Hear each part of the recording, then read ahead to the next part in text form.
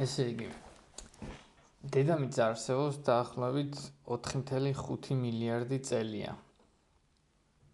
და დიდი აფეთქების მერე გასულია დაახლოებით 13 მილიარდი წელი. თუ დაუშვებთ, რომ დიდი აფეთქების მერე დაახლოებით თანაბრად განვითარდა მოვლენები სამყაროში, მატერია თანაბრად გადანაწილდა, ერთნაირად წარმოიქმნა გალაქტიკები და ასე შემდეგ, რაც სრულიად დასაშვებია, იმიტომ რომ ასტრონომიული დაკვირვებები ზუსტად მაგას ამბობენ. ჩვენაირი სპირალური გალაქტიკები მილიარდობით არსებობს, ასევე სფერული გალაქტიკებიც, რომელიც უბრალოდ გალაქტიკის ფორმით განსხვავდება, თორე შიგნით მიმდინარე პროცესები ალბათ კი არა, ანუ ასტრონომიის ცნობებით იგივე არის, იგივე სიდიდის მზეები წარმოიქმნება, მათაც ყავთ თავიანთი პლანეტები და ასე შემდეგ. ასე რომ სრულიად მისაღებია, რომ დაუშვათ, რომ დაახლოებით ერთნაირად ვითარდება სამყაროს სხვადასხვა მხარეებში ფიზიკური პროცესები. და დედამიწისნაირი პლანეტებიც, რა თქმა უნდა, მილიარდობით იქნება. დაახლოებით ჩვენს გალაქტიკაში არის 160 მილიარდი მზე. რამდენს ყავს მაქედან თანამგზავრი და ასე შემდეგ ზუსტად არ ვიცი, მაგრამ ბევრს ეყოლება და სულ 200 მილიარდამდე გალაქტიკა არსებობს დამზერად სამყაროში.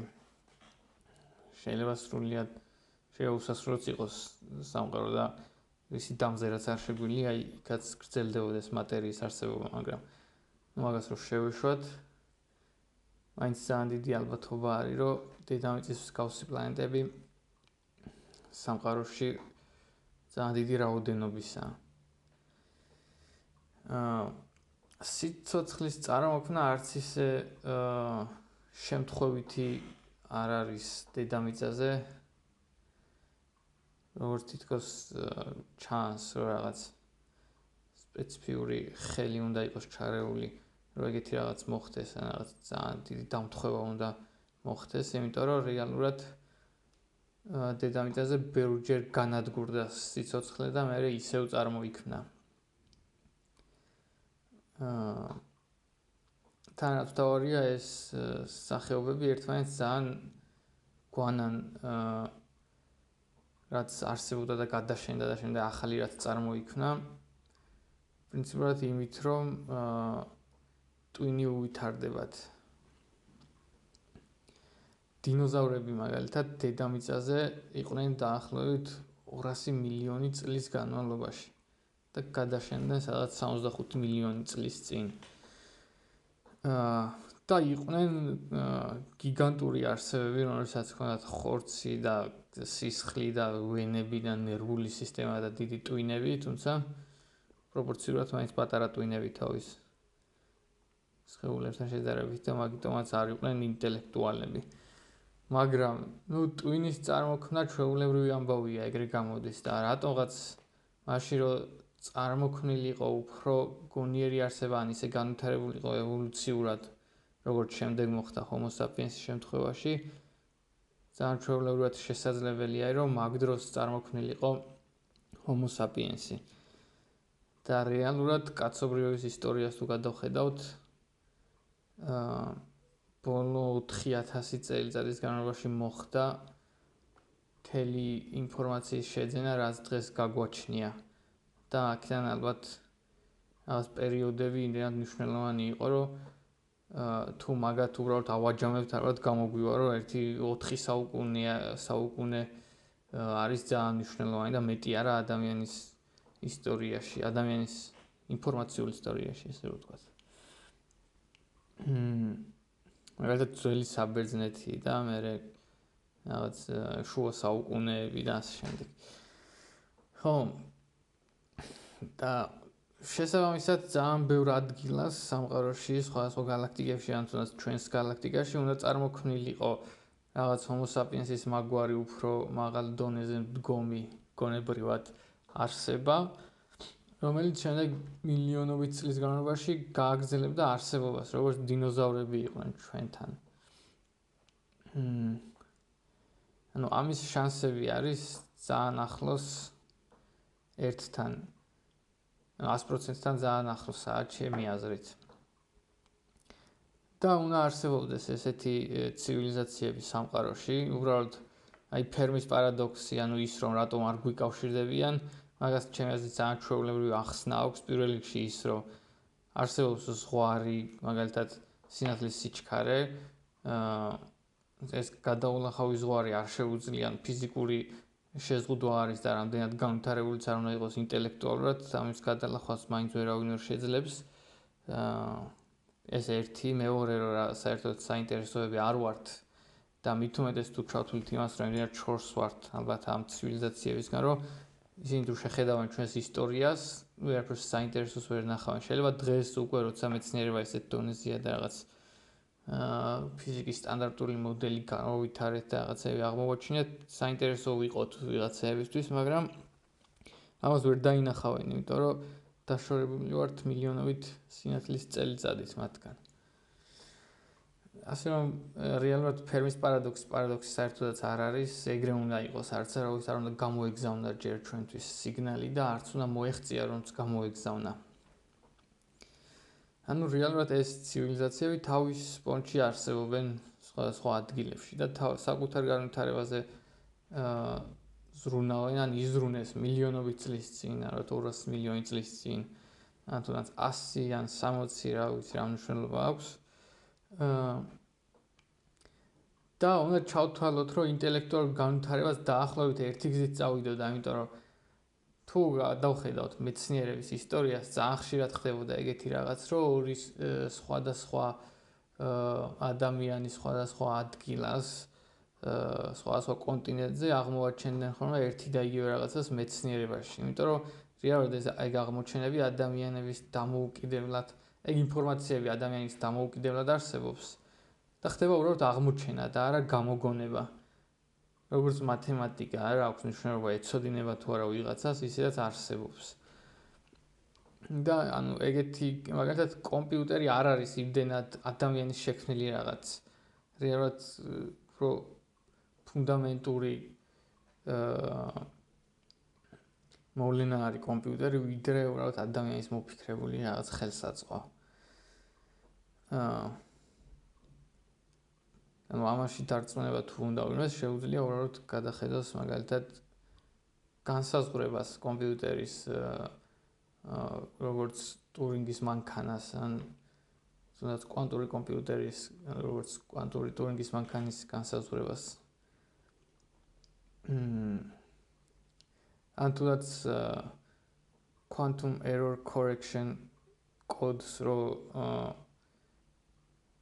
შეხედოს უბრალოდ ადამიანმა რას ნიშნავს, მიხვდება რომ ეგ უბრალოდ ალგორითმი არ არის. ან თუ ალგორითმია, მაშინ თვითონ სამყაროც ეგეთ ალგორითმებზე არის დაწერილი. მოკლედ, იქნებოდნენ ეს ტიპები, რომლებიც მივიდოდნენ ასევე მეცნიერულად მსგავს განვითარებაზე, როგორც ჩვენ მივედით და აღმოაჩენდნენ კლასიკურ მექანიკასაც და კვანტურ მექანიკასაც, მიხვდებოდნენ რომ სიმულირება შესაძლებელი არის, რომ რეალურად ტვინი არის უბრალოდ ის, რაც ცნობიერს გვხვდის და შეიძლება ტვინის სიმულირება მარტივად, даже კლასიკურ კომპიუტერზე, როცა კლასიკური კომპიუტერი თვითონ შეიძლება სიმულირდეს კვანტურ კომპიუტერზე. და რაღაც შეკითხვები არის, რაც შეიძლება გაჩნდეს, მაგალითად, შეიძლება თუ არა ვარდნის შეგრძნების სიმულირება. ანუ ის, რომ სამგანზომილებიანი სივრცის სიმულირება შეიძლება მარტივი უკვე ისედაც ნაჩვენები არის, ხო, არსებობს, თქვათ, virtual reality, ან უბრალოდ კომპიუტერსაც რო უყუროთ, რაღაც დონის სიმულირება არის, ხო, ორგანზომილებიან სივრცეზე ეკრანზე სამგანზომილებას უყურებთ და ვიჯერებთ, რომ თითქოს ნამდვილი არის.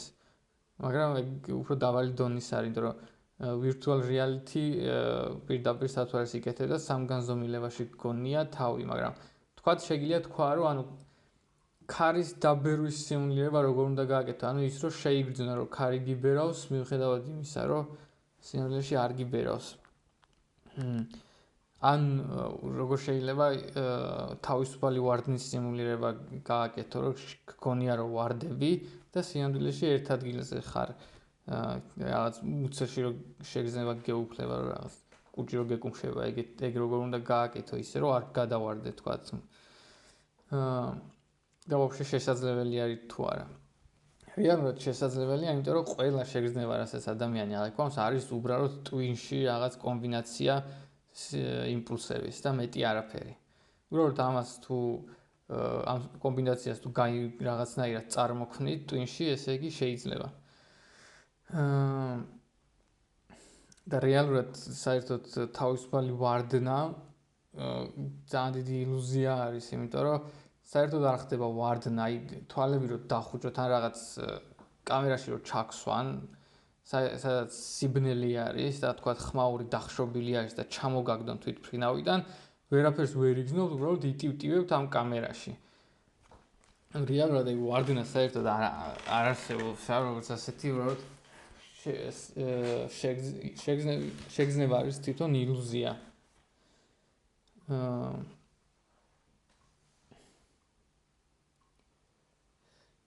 ხო, ანუ ეს ცივილიზაციები სავარაუდოდ განვითარდებოდნენ იმ დონეზე, რომ შექმნიდნენ კომპიუტერებს, რომლებიც თავიანთი ტვინის სიმულაციებს გააკეთებდნენ, კლასიკურ რეალობას რენდერს გაუკეთებდნენ. უბრალოდ რენდერი თვითონ ეგ იქნებოდა ის, რომ თავიანთი ტვინის ნეირონებზე მოახდენდნენ მანიპულაციას და ანუ არც არის საჭირო თქვათ, რომ შევქმნათ რაღაც პროგრამა, რომელიც დაარენდერებს კლასიკურ სამგანზომილებას, ხო, როგორც თქვათ, ჩვეულებრივი VR სათვალეები აკეთებს, თუ ტვინზე გვექნება პირდაპირ წვდომა, პირდაპირ შეგვიძლია ეს აღვიქვათ იმიჯი იმის მიხედვით, თუ როგორ გადავანაწილებთ იმპულსებს ტვინში. და ალბათ ესეთ რაღაცას შექმნიდნენ. და თან შექმნდნენ ისე, რომ იყოს ძალიან გამძლე, ანუ რომ არ დაზიანდეს, მაგალითად დასხივებით. ალბათ რაღაც ყუთებში ექნება, ჩავ ყუთებში ჩადებული და კოსმოსში ექნებათ გასროლილი, თან ალბათ მანამდე დაითვლიდნენ, რომ ისეთ ადგილას გაისვრიდნენ, რომ ნაკლები შანსი იყოს დაზიანების. და ალბათ შექმნდნენ რაღაც რაოდენობას. პირველ რიგში უპირატესობა ამ კომპიუტერული ციფრული ტვინების არის ის, რომ ბევრ შეზღუდვას ეხსნება საზღვრები, თუ რაც ქვია. პირველ რიგში ტვინი ჩაკეტილი არის რაღაც ძვლის ფორმის მრგვალ რაღაცაში, და ვეღარ იზრდება და იკუჭება შიგნით და რაღაც ეგ შეზღუდვა საერთოდ საჭირო არაა, ხო? მეორე ნეირონი ძალიან დიდი ზომისაა. მესამე ძალიან ნელა გადის იმპულსები ნეირონებს შორის, დაახლოებით 100 მეტრი ერთ წამში, რაც სინათლის სიჩქარის მიხედვით ძალიან ცოტა 3000 ჯერ უფრო ცოტა არის. ანუ რეალურად კომპიუტერულ დონეზე ტვინს აქვს 3000 ჯერ უფრო მეტი დრო.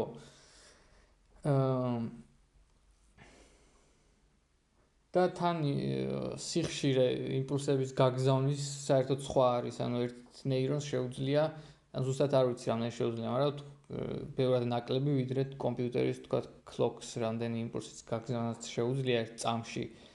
იქ არის ბევრად უფრო დიდი რიცხვი. ეგეთი შეზღუდვები ბევრი არის, ანუ რეალურად ამ ტვინებს ბევრი დროც ექნებათ. მეორე ის შეზღუდვა რომ რეალობა აღარ არის საჭირო და შეგიძლია რენდერი გაუკეთო იმას, რაც გსურს. იცხოვრო იმ სამყაროში, რომელშიც გსურს. კონდეს იმდენი ტვინი, რამდენიც, ანუ ძალიან დიდი რაოდენობა ტვინების, ანუ პოპულაცია ესეთი არსებების იქნება ძალიან ბევრი, უბრალოდ ერთ-ერთი შეზღუდვა რაც არის ალბათ ფიქსირებული რაოდენობა იქნება ესეთი ორგანიზმების და გამრავლება აღარ მოხდება ისე როგორც ხდება ახლა ბუნებაში.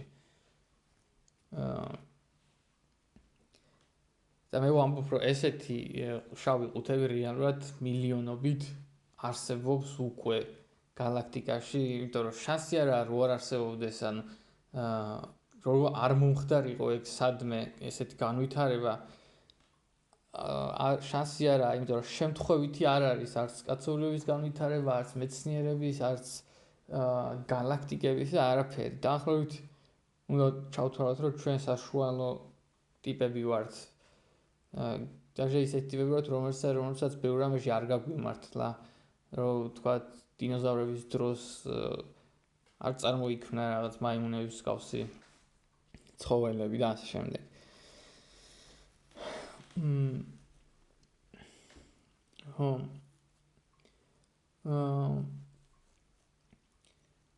თან საინტერესო არის, ანუ თქვა ჩვენც შევქმნით ხო ეგეთი მივედით ტექნოლოგიურად იმ დონეზე, რომ შევქმნათ ტვინების სიმულაციები. რეალურად თითქოს უნდა გაგვიხარდეს.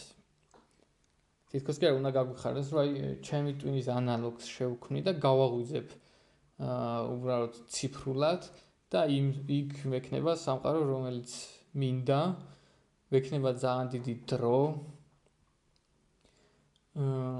რეალურად სანამ ეს hardware არ გაფუჭდება, მაგდენი დრო მექნება.